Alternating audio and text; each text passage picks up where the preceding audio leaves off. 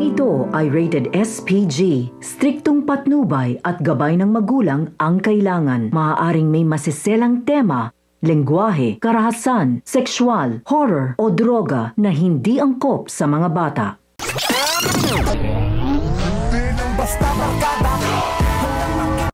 Talagang Diyos pa rin kung ituring ni Rigor ang mga gerero at kahit ipinakita na sa kanya ni Mando ay hindi pa rin siya pinaniwalaan. Bagkus sinabi niya na binayaran ng mga Montenegro si Fatima para magsinungaling.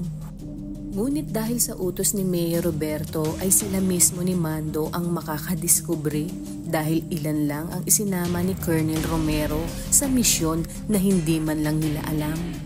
Matapos ngang malaman ni Roberto ang ginawang paglantad ni Fatima sa meeting di Avance ni Tanggol ay kaagad niyang kinawagan si Colonel Romero upang ipahanap si Fatima at patikimin. Iginiit niya na kinakailangan isama lang nito ay ang mga taong mapagkakatiwalaan at dapat walang medyang makakaalam. Dito na nagtaka si Rigor at Mando kung ano at sino ang target nila Colonel Romero. Gusto ni Rigor na sundan sina Romero, ngunit pinigilan siya ni Mando.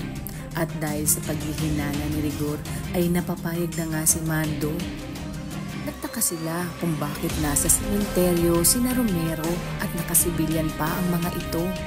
Hanggang sa may marinig silang putukan kung saan kitang-kita niya kung paano nagkaroon ng habulan sa pagitan ng pamilya ni Fatima at kapulisan. Narinig pa ni Rigor ang sinabi ni Romero na masyado ng maraming nalalaman si Fatima, kaya kinakailangan na itong patahimikin. Dito na nagulat si Rigor at kaagad sinabi ni Mando na ibig sabihin ay totoo ang mga isiniwalat ni Fatima na si Miguelito nga ang pumatay kay David at hindi si Tanggol.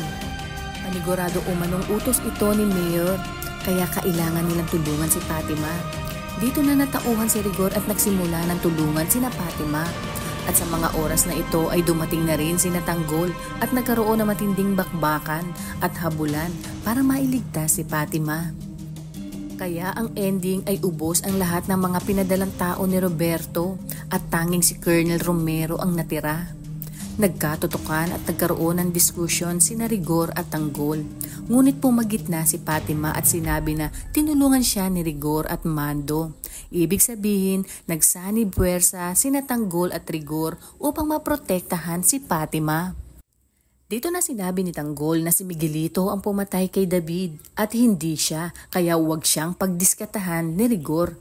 Dito nga magsasanib puwersa ang dalawa para mabigyan ng hustisya ang pagkamatay ni David at ng pamilya ni Fatima. Ngunit sa kabila nito ay sinabi ni Rigor na gagawin niya lang ito para kay David at hindi pa sila tapos ni Tanggol. Ito na kaya ang simula ng paglambot ni Rigor at pagsisihan niya lahat ng kanyang mga nagawang kasalanan kay Tanggol.